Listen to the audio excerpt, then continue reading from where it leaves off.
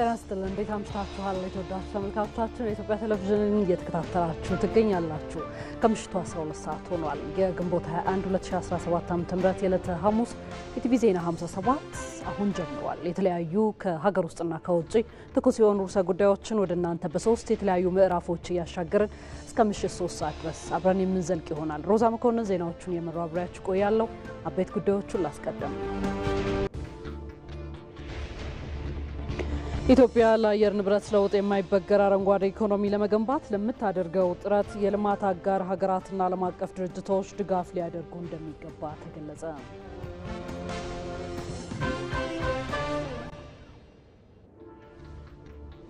የአዲስ አበባ ከተማ ከንቲባ አዳነች አቤቤ በጤና ሪፎርም የሕክምና ባለሙያዎች ጥያቄ በአጭር በመካከለኛና በረጅም ጊዜ ምላሽ እንዲያገኝ እየተሰራ መሆኑን ተናገሩ።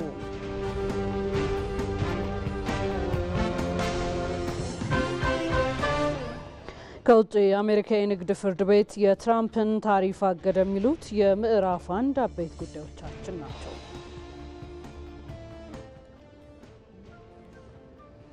ተመልካቾቻችን ከኢቲቪ ዜና 57 ጋር ቆዩ። መልካም ጊዜ።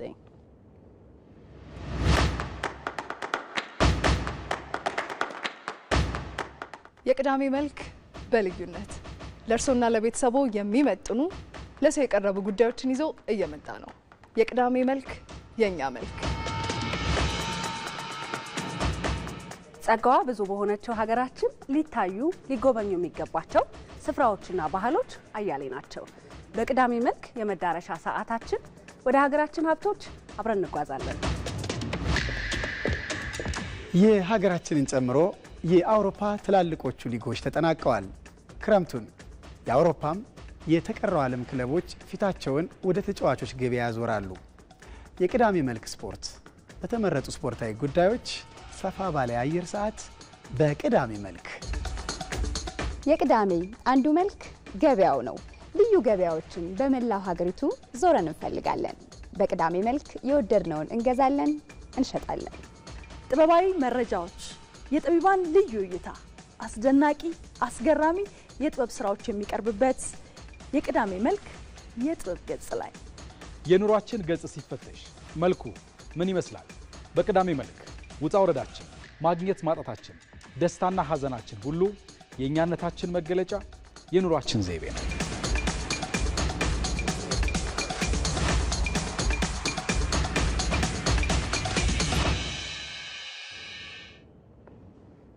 ተመልካቾቻችን በቅዳሜ መልክ አዲስ ሾዋችን በቅርቡ እንድትጠብቁን እንዲሆን ጠይቃለን። አብራችሁን ቆዩ። ወደ አጫጭር ዘገባዎቻችን እንሻገር። የሚኒስትሮች ምክር ቤት በዛሬው ዕለት ባካሄደው 46ኛ መደበኛ ስብሰባው በተለያዩ ጉዳዮች ላይ ተወያይቶ ውሳኔ አሳልፏል። ምክር ቤቱ በቅድሚያ የተወያየው የመካከለኛ ዘመን የ2018 እስከ 2022 የማክሮ ኢኮኖሚና ፊስካል ማዕቀፍ ላይ ነው። ማዕቀፉ የመንግስትን ገቢ መሰረት በማስፋት ወጪ ለመሸፈንና የተረጋጋ የማክሮ ኢኮኖሚን ለማረጋገጥ የሚደረገውን ጥረት የሚደግፍ ከመንግስት ገቢ አሰባሰብና ሀብት አመዳደብ አኳያ የፖሊሲ አቅጣጫዎችን በማመላከት ለቀጣይ በጀት ዓመት የበጀት ዝግጅት መነሻ ሆኖ እንዲያገለግል ማዕቀፉ ተዘጋጅቶ ቀርቧል። ምክር ቤቱም በማዕቀፉ ላይ በሰፊው ከተወያየ በኋላ በስራ ላይ እንዲውል በሙሉ ድምጽ ወስኗል። በመቀጠልም ምክር ቤቱ የተወያየው ከአረብ ባንክ ለአፍሪካ ኢኮኖሚ ልማትና ከዓለም አቀፍ የልማት ማህበር ጋር በተፈረሙ 2 የፋይናንስ ድጋፍ ስምምነቶች ላይ ነው። ከአረብ ባንክ የተገኘው 49 ሚሊዮን 550 ሺህ የአሜሪካ ዶላር ከግብርና ኢንዱስትሪ ፓርኮች ጋር በማስተሳሰር ለወጣቶች ስራ ዕድል ፈጠራ ፕሮጀክት ማስፈጸሚያ የሚውል ሲሆን አነስተኛ ወለድ የሚከፈልበትና የ5 ዓመት የችሮታ ጊዜን ጨምሮ በ20 ዓመት ተከፍሎ የሚጠናቀቅ ነው። ከዓለም አቀፍ የልማት ማህበር የተገኘው 45 ሚሊዮን 100 ሺህ ኤስዲአር የሴቶችና የልጃገረዶች ጤና አገልግሎት አሰጣጥን ለማሻሻል የሚውል ሲሆን ከወለድ ነጻ 0.75 በመቶ የአገልግሎት ክፍያ የሚከፈልበትና 6 ዓመት የችሮታ ጊዜን ጨምሮ በ38 ዓመት ተከፍሎ የሚጠናቀቅ ነው። ምክር ቤቱም ብድሮቹ ከሀገራችን የብድር ስትራቴጂ ጋር የሚጣጣሙ መሆናቸውን በማረጋገጥ ወደ ሕዝብ ተወካዮች ምክር ቤት እንዲተላለፉ በሙሉ ድምጽ ወስኗል። ሌላው ምክር ቤቱ የተወያየው የስራና ክህሎት ሚኒስቴር ለውጭ ሀገር የስራ ስምሪት ለሚሰጣቸው አገልግሎቶች የሚከፈል የአገልግሎት ክፍያን ለመወሰን የወጣ ደንብ ላይ ነው። ተቋሙ በዚህ ረገድ ለሚሰጣቸው አገልግሎቶች የሚያወጣውን ወጪ ሸፍኖ የውስጥ ገቢውንም ለማሳደግ እንዲችል የተገልጋዩን የመክፈል አቅም ባገናዘበ መልኩ የአገልግሎት ክፍያ ለመወሰን ደንብ ተዘጋጅቶ ቀርቧል። ምክር ቤቱ በጉዳዩ ላይ በሰፊው ከተወያየ በኋላ ደንቡ በፌዴራል ነጋሪት ጋዜጣ ታትሞ ከወጣበት ቀን ጀምሮ ተግባራዊ ተግባራዊ እንዲደረግ በሙሉ ድምጽ ወስኗል። ከዚያም ምክር ቤቱ የተወያየው ሌላኛው ጉዳይ የኢትዮጵያ የውጭ ሀገር የስራ ስምሪት ረቂቅ አዋጅ ላይ ነው። በውጭ ሀገር ለስራ የሚሰማሩ ኢትዮጵያውያን ዜጎች መብታቸው፣ ደህንነታቸውና ክብራቸው በዘላቂነት መጠበቁን ለማረጋገጥ እንዲሁም ሀገራችን ከዘርፉ ማግኘት ያለባትን ጥቅም ለማስጠበቅ እንዲያስችል ሆኖ ረቂቅ አዋጁ ተዘጋጅቶ ቀርቧል። ምክር ቤቱም በረቂቅ አዋጁ ላይ በስፋት ከተወያየ በኋላ ወደ ተወካዮች ምክር ቤት እንዲተላለፍ በሙሉ ድምጽ ወስኗል። በመጨረሻ ምክር ቤቱ የተወያየው የእጽዋት ጥበቃና ኳራንቲን ረቂቅ አዋጅ ላይ ነው። በዘመናዊ ቴክኖሎጂ የታገዘ የተባይ አሰሳና ማስጠንቀቂያ ስርዓት ለመዘርጋት እጽዋትን፣ የእጽዋት ውጤትንና ሌላ ቁጥጥር የሚደረግበትን ቁስ በዓለም አቀፍ የእጽዋት ጥበቃ ስምምነት መሰረት ተቆጣጥሮ ወደ ሀገር ውስጥ ለማስገባትና ወደ ውጭ ለመላክ እንዲሁም ቁጥጥር የሚደረግበት ተባይ ከውጭ ሀገር ከገባ እንዳይስፋፋና እንዳይሰራጭ ለማድረግ እንዲያስችል ሆኖ ረቂቅ አዋጁ ተዘጋጅቶ ቀርቧል። ምክር ቤቱም በረቂቅ አዋጁ ላይ በሰፊው ከተወያየ በኋላ ወደ ሕዝብ ተወካዮች ምክር ቤት እንዲተላለፍ በሙሉ ድምጽ ወስኗል። ወደ ሌላ ዘገባችን ተሻገርን። በማይናማር በአስቸጋሪ ሁኔታ ውስጥ የነበሩ ከ700 በላይ ዜጎች ወደ ሀገራቸው የመመለስ ስራ መከናወኑን የውጭ ጉዳይ ሚኒስቴር አስታወቀ። ሚኒስቴሩ ዛሬ በሰጠው ሳምንታዊ መግለጫው እንዳስታወቀው ዜጎቹ በህገ ወጥ መንገድ ከሀገር የወጡ መሆናቸውን ነው የገለጸው። በማያንማር በአስቸጋሪ ሁኔታ ውስጥ የነበሩ ኢትዮጵያውያንን ወደ ሀገራቸው የመመለስ ጥረት በዚህ ባለፈው ሳምንትና ከዛ ሳምንት በፊት ባለው ተጠናክሮ ቀጥሏል። እስካሁን ከ700 በላይ ኢትዮጵያውያን ወደ ሀገራቸው እንዲመለሱ ማድረግ ተችሏል። ሌሎች አሁንም በአስቸጋሪ ሁኔታ ውስጥ የሚገኙ ኢትዮጵያውያንን ለመመለስም እንዲሁ ኒው ዴልሂ የሚገኘው በኤምባሲያችን በኩል ጥረት ማድረጉ ቀጥሏል። እንደ ባልደረባችን ሳምሶን በላይ ዘገባ እነዚህን ችግሮች ለመቅረፍ መንግስት ብሔራዊ ግብረ ኃይል በማቋቋም ሰፊ ስራ እየሰራ እንደሚገኝና በዚህም የተሻለ ውጤት እየተመዘገበ መሆኑን በመግለጫው አስታውቋል። አክሎም ህብረተሰቡ ከነዚህ ህገወጦች ራሱን እንዲጠብቅ ብሎ መሰል ድርጊቶችን ሲመለከትም ለጸጥታ አካላት እንዲጠቁም ነው ጥሪ ያስተላለፈው። በሌላ በኩል በህገወጥ መንገድ ወደ ተለያዩ የዓለም ሀገራት ህጋዊ ፍቃድ ያላቸው በማስመሰል ዜጎችን የሚያጓጉዙ አካላት መኖራቸውንም የውጭ ጉዳይ ሚኒስቴር ቃል አቀባይ አምባሳደር ነቢያት ጌታቸው ገልጸዋል። የውጭ ጉዳይ ሚኒስቴርና ክቡር ሚኒስትሩ የተሰጠ ውክልና አለኝ በማለት በማጭበርበር ወንጀል ላይ የተሰማሩ ግለሰቦችና ሐሰተኛ ተቋማት እንዳሉ ተረድተናል። እነኚህን ተቋማትም ሆኑ ግለሰቦችን በሚመለከተው የህግ አካል ክትትል እንዲደረግበት እያደረግን ነው። ከውጭ ጉዳይ ሚኒስትሩ ከተቋሙ ተሰጥቶናል የሚሉ ግለሰቦችና ድርጅቶች ስራ እናፈላልጋለን፣ የነጻ ትምህርት እድል በካናዳ ወዘተ በተለያዩ ቦታዎች እናገናኛቸዋለን እያሉ አሁንም በስራ ላይ ያሉ የውጭ ጉዳይ ሚኒስትራችንን ስም እና ማህተም አስመስሎ በመስራት በመጠቀም እንዲህ ያሉ አሳሳች የሆኑ ቅስቀሳዎችን በማህበራዊ ሚዲያዎች ያደርጋሉ። ቀላል የማይባል ህዝብ ቁጥር በዚህ የተታለለ ወደ ተለያዩ ገንዘቡንም ጊዜውንም ያጠፋ እንዳለ መረዳት ችለናል። ዲቪ ዜና 57 ምዕራፍ 1 ላይ ትገኛላችሁ። የመከላከያ ማርሽ ባንድ ከእንግሊዝ ኤምባሲ ጋር በመተባበር ያሰለጠናቸውን አባላቱን አስመረቀ። ላለፉት 15 ቀናት የስራ ላይ ክህሎት የተሰጣቸው 100 ሰልጣኞች ከበድ ያሉ የሙዚቃ ስልቶችን በመድረክ ላይ አቅርበዋል። ላለፉት 15 ዓመታት በየዓመቱ በተከታታይነት ሲሰጥ የቆየው ስልጠናም የማርሽ ባንዱ ክህሎት ተወዳዳሪ ብቃት እንዲኖረው ማስቻሉን የባንዱ ኃላፊ ሌተናል ኮሎኔል ዘመቻ ባዴና ሰልጣኝ ምክትል መቶ አለቃ መኮንን ረጋሳ ተናግረዋል። ስልቶቹም ፍጹም የተለያዩ ናቸው። ከዚህ በፊት ስንሰራቸው ከነበሩት ጋር የተለየ በየዓመቱ ሲመጡ አዳዲስ ነገር ጨምረው ነው የሚመጡት። ያሁኑ ትንሽ ከበድ ይል ነበረ፣ ግን እንደምንም ብሎ ሰልጣኙ ስራዎችን ተወጥቷቸው በጥሩ ሁኔታ በቁጥር እስከ 10 የሚሆን ሙዚቃ መድረክ ላይ ቀርቧል እና በዚህ እኛ ሁላችንም ደስተኞች ነበርን። ማርሽ ባንድ አባል ውስጥ ቤዝ ወይም ሱዛፎን ተጫዋች ነኝ። ይሄ ስልጠና ለ15 ቀናቶች ስልጠና እየተሰጠን ቆየ። ስልጠናው የረሳነው ነገሮች ሙዚቃ ስትጫወቺ ብዙ አክሲደንታሎች አሉ። አክሲደንታሎችን ኪስ ሲግኒቸሮችን የረሳችሁ ፒያኖችን ያን ነገር እንድታስታውሽ ስለሚያደርግ ልምምድ ውስጥ ደግሞ አዲስ ነገር ስታገኝ አቅምሽን አፕዴት ያደርጋል። ከእንግሊዝ የመጣውን የሙዚቃ ሎክ የመሩት ሌተናል ኮሎኔል ሆፕላም ላለፉት 6 ዓመታት ወደ ኢትዮጵያ በመመላለስ ስልጠና መስጠታቸውን ገልጸው ሰልጣኞቹ ጥሩ ብቃት ላይ መሆናቸውን መስክረዋል። So every time ወደ ኢትዮጵያ ስመጣ ለስድስተኛ ጊዜ ነው። በየዓመቱም ስመጣ ሙዚቀኞቹ ብዙ መማር እንደሚፈልጉ ነው የተገነዘብኩት። እኛ ሙዚቀኞች በደንብ ነው የሚያግዟቸው። በዚህም ብዙ ለውጥ አይቼባቸዋለሁ በሙዚቃ ክህሎቶቻቸው። አሁን በጣም ግሩም ወደ ሆነና ክህሎት ወዳለው የሙዚቃ ባንድ አድርጓል። 25 60 90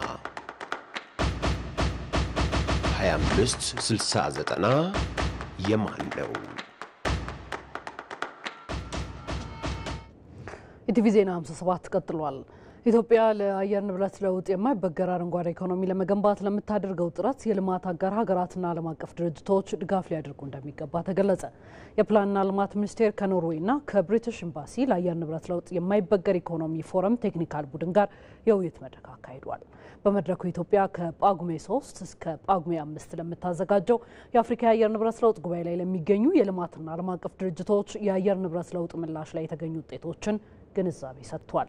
የፕላንና ልማት ሚኒስትር ዴኤታ ስዩም መኮንን አፍሪካ የዓለም አቀፍ የአየር ንብረት ለውጥ መፍትሄዎችን በማቅረብ አህጉራዊ ሚናዋን ልትወጣ ይገባል ብለዋል። የአየር ንብረት ለውጥ የወደፊት ስጋት ብቻ ሳይሆን አሁን ላይ ችግሮችን እያስከተለ ያለ ዓለም አቀፍ ክስተት ነው። ኢትዮጵያ በአፍሪካ ህብረት የመሪዎች ስብሰባ ላይ ሁለተኛውን የአፍሪካ የአየር ንብረት ለውጥ ጉባኤ ለማስተናገድ መመረጧ ይታወሳል። ጉባኤው የአየር ንብረት ለውጥ ፈተናን ለመቋቋም አፍሪካውያንና ዓለም አቀፉ ማህበረሰብ በጋራ የሚመክሩበት ነው። ኢትዮጵያ ለአየር ንብረት ለውጥ ምላሽ በመስጠት ከአፍሪካ የመሪነት ሚናዋን መወጣት ይኖርባታል። ለዚህ ተግባር መሳካት ደግሞ የልማትና ዓለም አቀፍ ድርጅቶች ድጋፍ ሊያደርጉ ይገባል። እንደ ሪፖርተራችን አምራይት ብርሃኑ ዘገባ በኢትዮጵያ እየተሰራ ያለውን የአየር ንብረት ለውጥ የመከላከል ተግባራት ለሌሎች ሀገራት ተሞክሮ እንደሚሆን በመድረኩ የተሳተፉ የአየር ንብረት ለውጥ ለማይበገር ኢኮኖሚ ፎረም ቴክኒካል ቡድን አባላት ተናግረዋል። ኖርዌይና ኢትዮጵያ ለአየር ንብረት ለውጥ የማይበገር የአረንጓዴ ኢኮኖሚ ለመገንባት የደን ጥበቃ ላይ አበክረው እየሰሩ ነው። ከዚህም የካርበን ሽያጭ በማከናወን የኢኮኖሚ ተጠቃሚ እየሆኑ ነው። በመድረኩ የካርበን ገበያ ስትራቴጂና ሕጎችም ተነስተዋል። ይህ አፍሪካውያን የአየር ንብረት ችግርን ለመፍታት የሚያደርጉት ጥረት ለዓለም አቀፉ ማህበረሰብ የሚያስደስት ነው። ኢትዮጵያ የተቀበለቻቸውን ዓለም አቀፍ የአየር ንብረት ለውጥ ተጽዕኖን መከላከል ስምምነቶችን እየተገበረች ነው። በዚህም ውጤታማ ስራን ሰርታለች። ይህ ደግሞ ለዓለም አቀፍ ማህበረሰብ ማሳወቅና አስፈላጊውን ድጋፍ እንድታገኝ እንሰራለን። ኢቲቪ ዜና 57 ወደ ዝርዝር ጉዳዮቹ አልፏል። የአዲስ አበባ ከተማ ከንቲባ አዳነች አቤቤ በጤና ሪፎርም የሕክምና ባለሙያዎች ጥያቄ በአጭር በመካከለኛና በረጅም ጊዜ ምላሽ እንዲያገኝ እየተሰራ መሆኑን ተናገሩ። ከንቲባዋ ከተለያዩ የጤና ተቋማት ከተውጣጡ የሕክምና ባለሙያዎች ጋር ውይይት አድርገዋል። መሀሪ አለሙ የአዲስ አበባ ከተማ አስተዳደር በከተማዋ ከሚገኙ የጤና ተቋማት ከተውጣጡ ባለሙያዎች ጋር ውይይት አካሂዷል። ውይይቱ በዋናነት በተለያዩ ጉዳዮች ዙሪያ በጋራ መግባባት የሚያስችሉ ሲሆን ከባለሙያዎቹ ለቀረቡ ጥያቄዎች የከተማዋ ከንቲባ አዳነች አቤቤ ምላሽ ሰጥተዋል። እኔ ከምኒልክ ነው የመጣሁት። ምኒልክ ብቻ ነው መታከም የምችለው። ሌላ ቦታ ሄጄ የመታከም መብት የለኝም። ምንድነው ሲባል ሰርኩላር ተላልፈዋል፣ ከፍለ ነው የምትታከመው ነው። ይሄም እንድታሰብበት እዛው ውስጥ ሆነን ታመን ከዛ በሽታ መጥቶብን ሪፈር ወደ ጥቁር አንበሳ ስንሄድ ከፍለ ነው የምትታከመው ከተባልኩ ምኑን ሰራውኝ እኔ? ጥቅማችን ቅድም የተባሉት ሄልዝ ኢንሹራንሳችን ደረጃ እርገት ይሄ በደንብ ቢታይና ለዚህ መፍትሄ ቢሰጠን እያልኩኝ ሁሉም ሰራተኛ እንደ ጤና ጣቢያ ለብል እየሰራን ያለንበት ሁኔታ መኖሩን እንዲታወቅ ስራ አናቆምም። ግን እናንተም እዩና ከኛም ውጭ ያሉ በዚህ ምክንያት የወጡ ሰዎችም ካሉ ቀረብ አድርጎ በማወያየት ዲስከስ በማድረግ እኛንም ብትረዱን እላለሁ። አመሰግናለሁ። አንድ ሰው አቅሙ እየጨመረ በሄደ ቁጥር ችሎታው እያዳበረ እየሄደ በሄደ ቁጥር ኬረሩ እየጨመረ ይሄዳል እንጂ ባለበት ቀጥ የሚልበት ነገር መኖር የለበትም። አሁን ኬረር የአንድ ቢኤስሲ ነርስ እንዲያው ከነርሱ ብነሳ ሂዶ የሚያቆመው 9,000 ብር ነው። ሐኪሞች የጤና ባለሙያዎች ትልቅ የሀገር ባለውለታ ናቸው። ወደፊትም ባለውለታ ሆናችሁ ትቀጥላላችሁ። የእናንተን ስራ የሚመዝን ጥቅማ ጥቅም የለም። የሚመጥንም የለም። ምን ችለውን ያክል ከሀገሪቱ ሀብት ከከተማችን ሀብት እናንተ ጋር ለማድረስ ወደ ኋላ የምንለው ነገር የለም። እስከዛሬም አላልንም። ይሄንን ከግንዛቤ ያስገቡ። የሌሎች መጠቀሚያን ሆነን ብላችኋል፣ አትሁኑ። ግድ የለም አትሁኑ። ማንም ድንገት ተነስቶ አፕ ኤንድ ዳውን ገለባብጦ የሆነ ፕሮጀክት አቁሞ ደሞዝ አድርጎ በልቶ የሚንገራገጭ ሀገር የለም የትም ሀገር ቢሆን። አጠቃላይ ከባለሙያዎች የሚነሱ ጥያቄዎችን ምላሽ ለመስጠት ደረጃ በደረጃ መፍትሄ እንዲያገኙ እየተሰራ ስለመሆኑም ከንቲባው አብራርተዋል። በጥቅሉ የቤት ማጣት፣ የጥቅማ ጥቅም ፓኬጅ፣ የተለያየ የትራንስፖርት ሰርቪስ፣ ሌሎችም ወቅቱም ደግሞ ያመጣቸው በየጊዜው እየጨመሩ እያደጉ የመጡ ፍላጎቶች በአንድ ጊዜ አይመለሱም። በረጅም ጊዜ በመካከለኛ ጊዜና በአጭር ጊዜ የምንመልሳቸውን አሁን እዚህም የገለጽኩላቸውን ለይተን ቅደም ተከተል አስይዘን እንመልሳለን። ሌላው በእለቱ የተነሳው ጉዳይ መገናኛ ብዙሃንም ሆኑ ማህበራዊ ሚዲያዎችን በመጠቀም የሕክምና ባለሙያዎችን ስም የሚያጎድፉ አካላት ከድርጊታቸው ሊቆጠቡ እንደሚገባም ባለሙያዎች አሳስበዋል። ብዙ ሚዲያዎች፣ ብዙ ፊልሞች፣ ብዙ እንትኖች ምንም ተው ሚል የሌላቸው በሚመስል መልኩ ሐኪሙን ሲሰድቡት ቆይተዋል። አሁንም እየተሰደበ ነው። ግን እንዲህ አይነት ሕክምና እንዲህ አይነት ስድብ ሐኪምና ጤና ባለሙያ በሚሰደብበት ቦታ ላይ እንዴት አድርገን ነው ከታካሚዎቻችን እምነት የምናገኘው? ስፔሲፊክ ሰው ያጠፋ ካለ ያ ስፔሲፊክ ሰው የሚዳኝበት የራሱ የሆነ መንገድ አለው። ግን ሁሉንም ጤና ባለሙያ በሚዲያ እንደዚህ ዲፌም ሲደረግ እንዴት ዝም ይባላል? ጤና ባለሙያዎቹ ከውይይቱ ባለፈ በከተማዋ የሚገኙ የተለያዩ ፕሮጀክቶችን የጎበኙ ሲሆን ፕሮጀክቶቹ አበረታች ናቸውም ብለዋል። ከዚህ በፊት በሶሻል ሚዲያ የምናያቸው ግን ደግሞ አይን ያየውን ነው የሚያምነውና በአይናችን ያየነው ነገር እጅግ በጣም የሚያስደምም ነው። እንዲያው ይሄንን አይቶ አለማመን፣ ይሄንን አይቶ አለመመስከር፣ ይሄንን አይቶ እንዲያው አለማድነቅ የሰውኛ ባህሪ ከሌለን በስተቀር በጣም አይዶን ነው ምንም ብለን መናገር እንደምችል አላውቅም። ብዙ አይነት ጫና ያለባት አገር ናት እቺ አገር። በዚህ መሃል በመርፌ ቀዳዳ እየተሸለከ የሚሰራው ይሄ ሁሉ ፕሮጀክት አንደኛ ታሪክም እየሰራችሁ ስለሆነ ልትመሰገኑ ይገባል። ውይይቱ የላቀ የጤና አገልግሎት ለሀገር ብልጽግና በሚል መሪ ሀሳብ ነው የተካሄደው።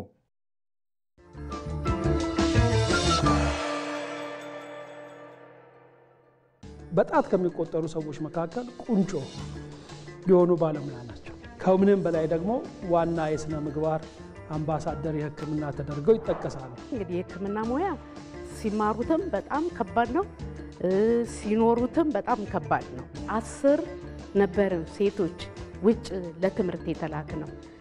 ስመጣ ግን እኔ ብቻዬን የመጣሁት እና ዓላማ ያለው ሰው ያሰበበት ቦታ ላይ ይደርሳል። በአጭር መቅረት የለበትም። መማር አለበት። ሴቶች መማር አለባቸው። እውቀት ከማድረግ የሚመጣ ነው፣ ከመማር ብቻ ይመጣ አይደለም። በመማሬ እኮራለሁ። አትጅብን እያሉ እግር ስር እየወደቁ አገልግይን ብለውሽ እነሱን ሰምተሽ ህዝብ ስለኖር እግዚአብሔር ክብር ይገባሻል። የሰው ህይወት በእጃችን ላይ እንደሆነ ያንን አቃለሁ። ከኛም በኋላ ማናቃቸው ልጅ የልጅ እንደዚህ እያለ ደግሞ በማናቃቸው ሰዎች መካከል ያለን ድልድዮች ነው። ቀጭን ድልድይ ነው።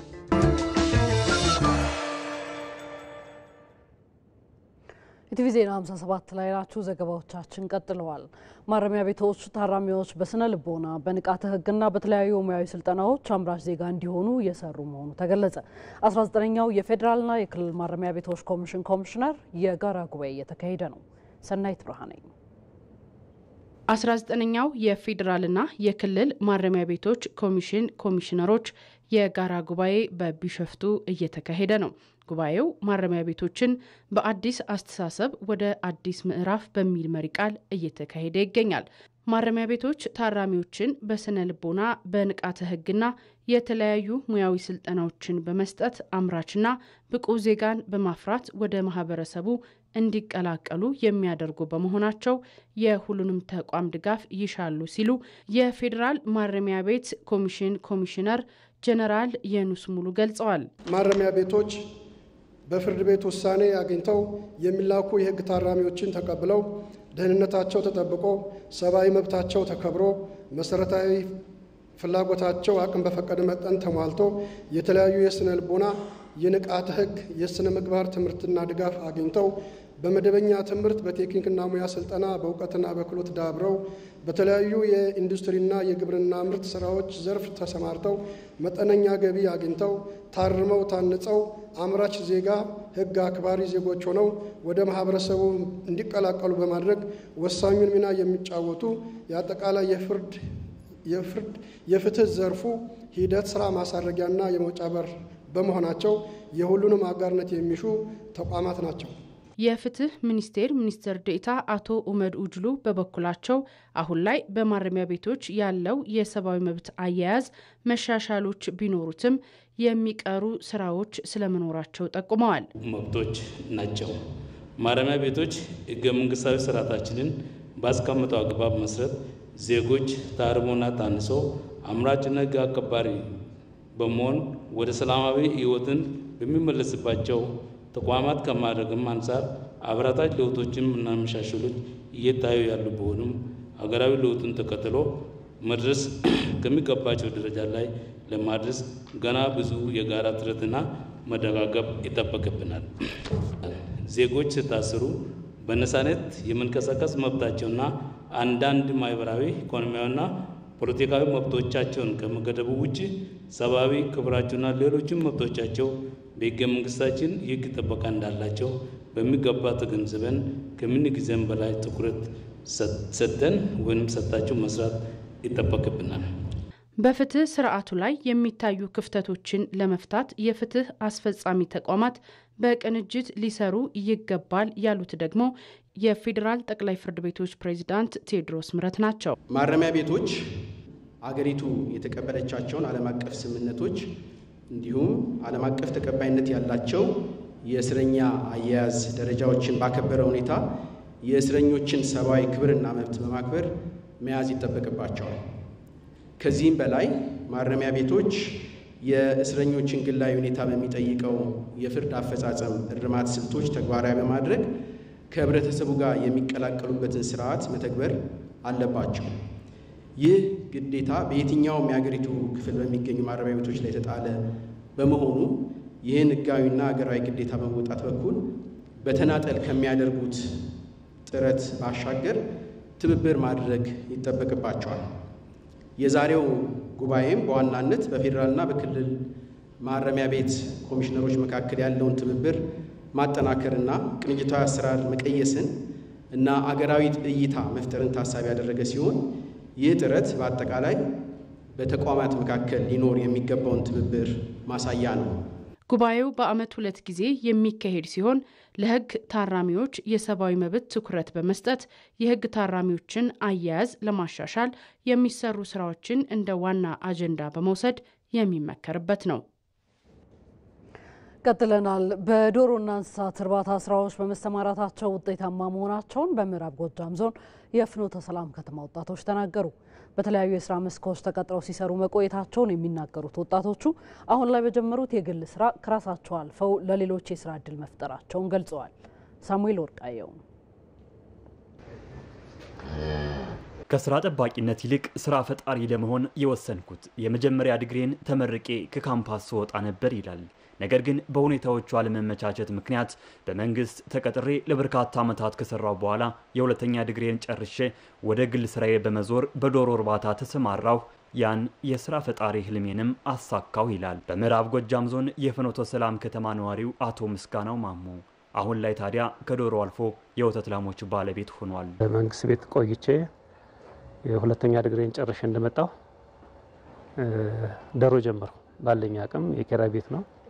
ዜን ከዶሮዎች ወደ ፍየል፣ ከፍየሎች ወደ በግ፣ እነዚያን እያስተዳደርኩ ወደ ሀበሻ ላሞች 2 የሀበሻ ላሞች፣ አንድ የሀበሻ ላም መጀመሪያ ገዛው፣ ከዚያ 2፣ ከዚያ እያልኩ ነው እንግዲህ የዛሬ 3 ዓመት አካባቢ ነው የመጀመሪያ ይችኛው የምታዩት ነጭ ላም በጣም የደከመች ፈልጌ በአቅሜ ከጂጋ 21 ሺህ ብር አመጣው።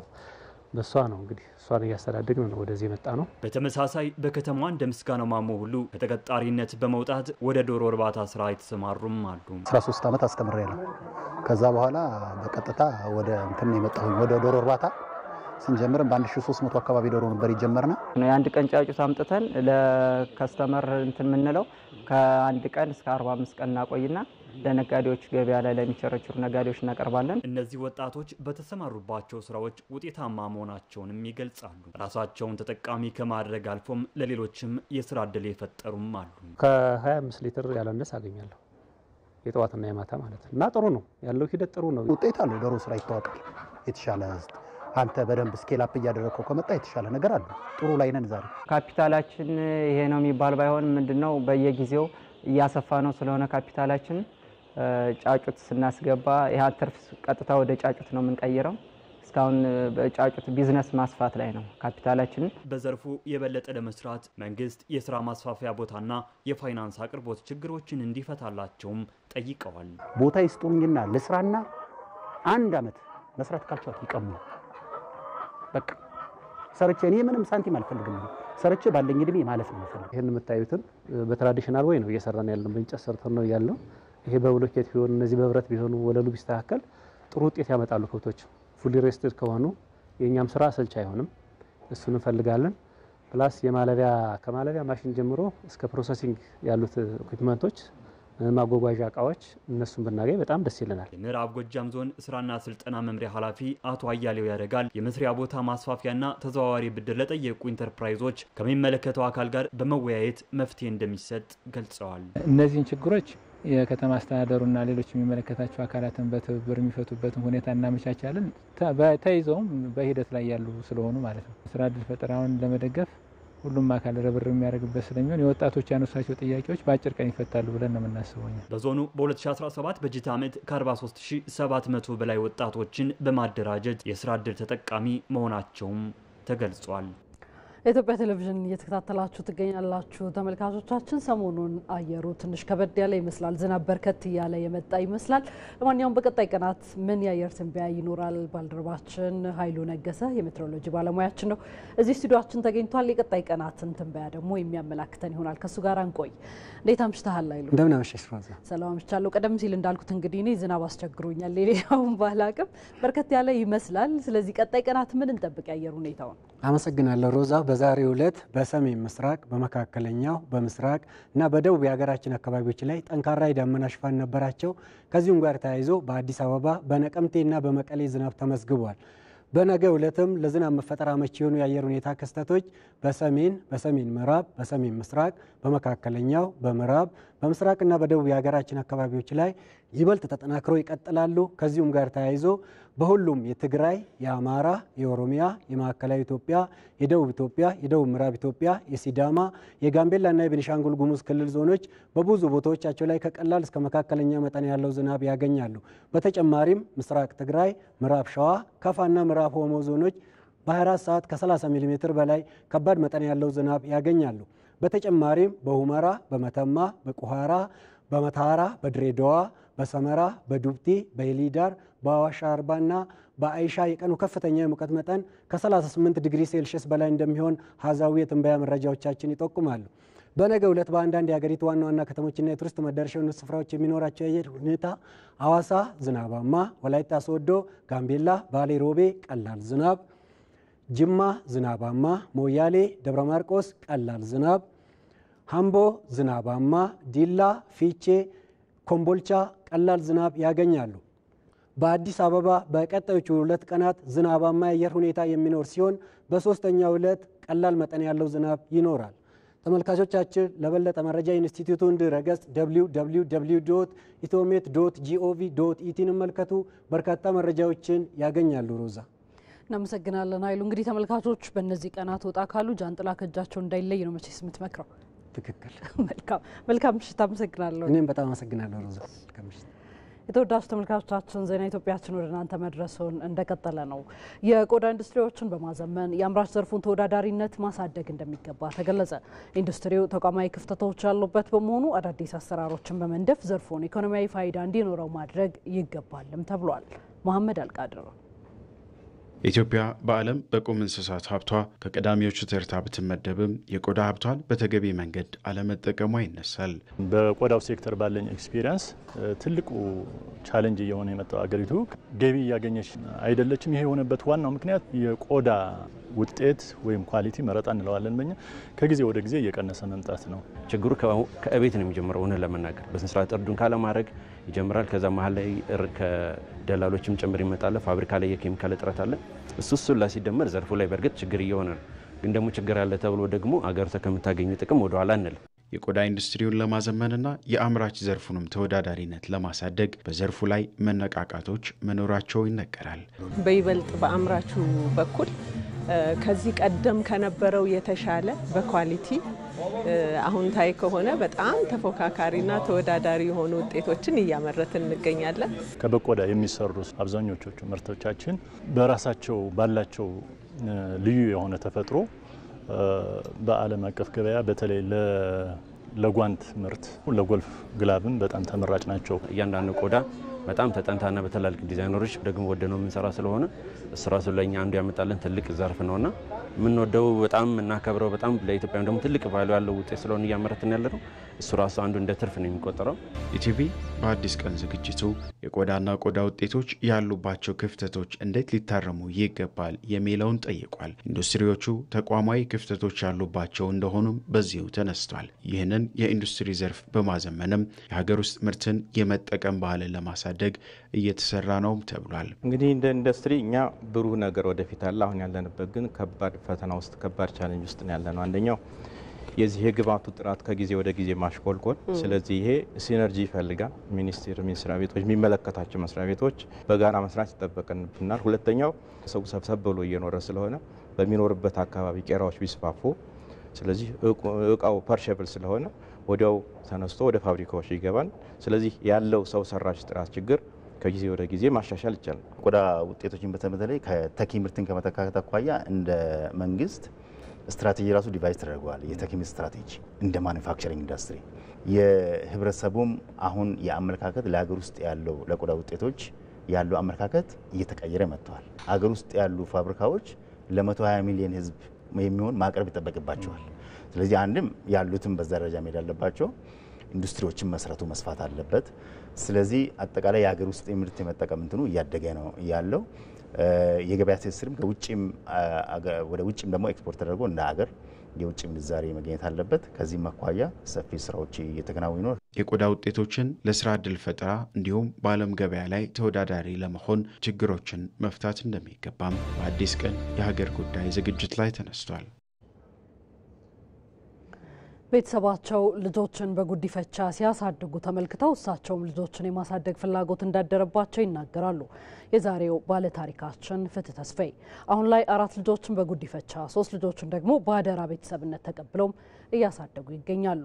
ባልደረባችን አያንቱ ከዚህ ባለታሪክ ጋር ቆይታ አድርጋ ይህንን ዘገባ ተከታዩን ዘገባ አዘጋጅታለች። ከራስ አንደበት ተከታትለን እንመለስ።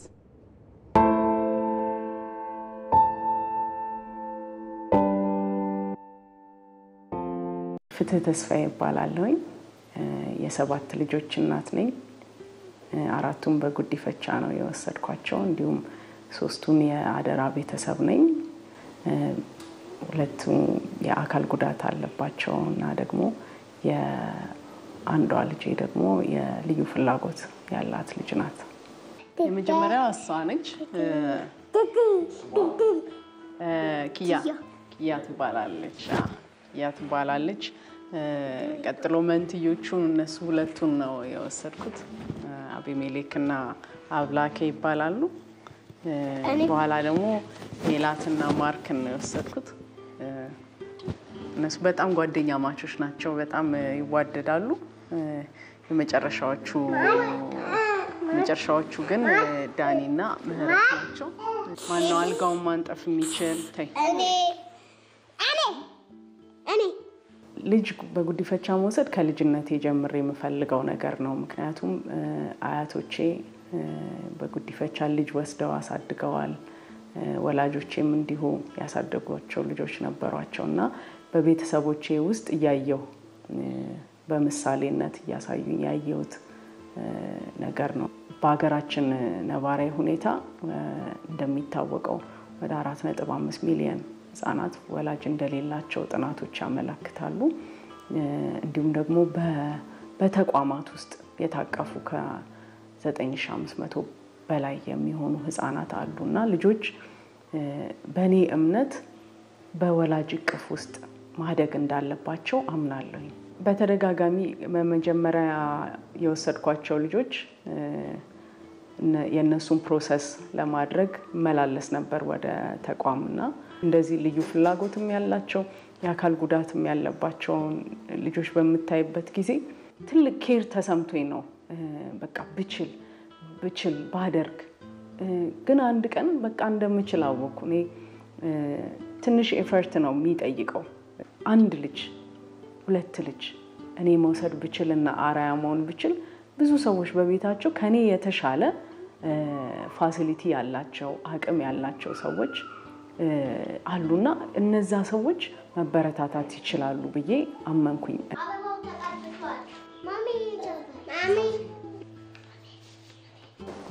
መቼም በእኛ ሀገር ስደት ትልቅ ከሆነም በኋላ ይመስለናል። በጉዲፈቻም የሚወሰዱ ልጆች ስደት ነው የሚሄዱት። እኔ ስደት ብዬ ነው። ምክንያቱም የማያውቁት ባህል የነሱ ያልሆነ ከለር ውስጥ በጥሩ ሁኔታ ሊያድጉ ይችላሉ። ያደጉ እንዳሉ አውቃለሁኝ። ግን ልዩ እንደሆኑ እየተሰማቸው ነው የሚያድጉት። ሌሎች መድረስ፣ ለሌሎች ያለንን ማካፈል ያለብን ይመስለኛል። የኔ ምኞት ልጆቼ እንዲያድጉ በጤናም በትምህርትም በእውቀትም ፈጣሪያቸውን ፈርተው እንዲያድጉ ደግሞ ሌሎችን እነሱ ያገኙትን ፍቅር ለሌሎች እንዲያካፍሉ እነሱም ደግሞ ትልቅ ሆነው ጤነኞች ሆነው ለሌሎች እንዲተርፉ እመኛለሁኝ። የባለ ታሪካችን ፍትህ ተስፋዬ ታሪክ እንግዲህ ሁሉም የራሱን ጠጠር ሊያዋጣ እንደሚገባ የተመለከትንበት ነው። ዜና ኢቲቪን እየተከታተላችሁ ትገኛላችሁ። ኢቲቪ ዜና 57ን ምዕራፍ 1 ላይ ተገኝተናል። ወደ ውጭ ዘገባዎቻችን እንሻገር። የአሜሪካ የንግድ ፍርድ ቤት የትራምፕን ታሪፍ አገደ። የፌዴራል ፍርድ ቤቱ እገዳውን የጣለው ፕሬዝዳንት ዶናልድ ትራምፕ ወደ አሜሪካ በሚገቡ ከትልልቅ እስከ ዕለታዊ የፍጆታ ምርቶች ላይ ከፍተኛ ታሪፍ በመጣላቸው ነው።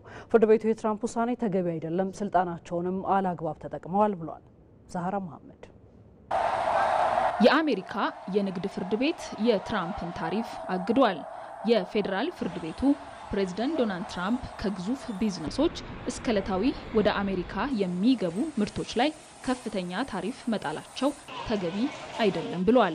ለእገዳው መነሻ የሆነው ክስ የተመሰረተው ከውጭ እቃዎችን በሚያስገቡ የወይን አስመጪና የብስክሌት መሸጫ ሱቅን ጨምሮ በ5 አነስተኛ የንግድ ተቋማት ነው። ፍርድ ቤቱም የትራምፕ ከፍተኛ ታሪፍ በአሜሪካ የኢኮኖሚ ፖሊሲ ላይ ትልቅ ጉዳት አድርሷል በሚል ነው እገዳውን የጣለው።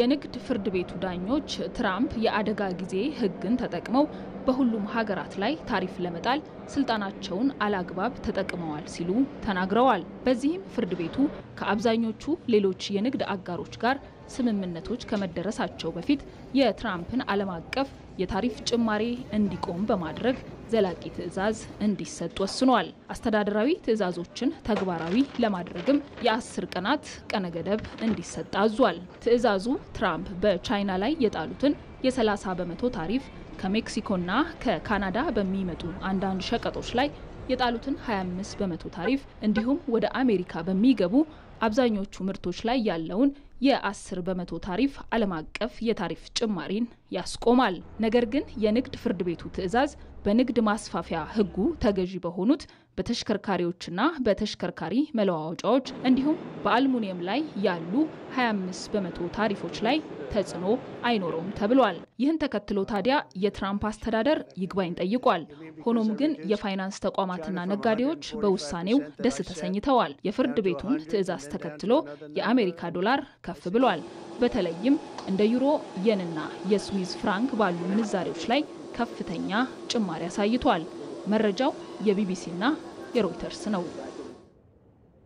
ኢቲቪ ዜና 57 አሁንም ወደ እናንተ መድረሱን የሚቀጥል ነው የሚሆነው። 2 ሰዓት ላይ በምዕራፍ 2 እንመለሳለን። አብራችሁን ዝለቁ።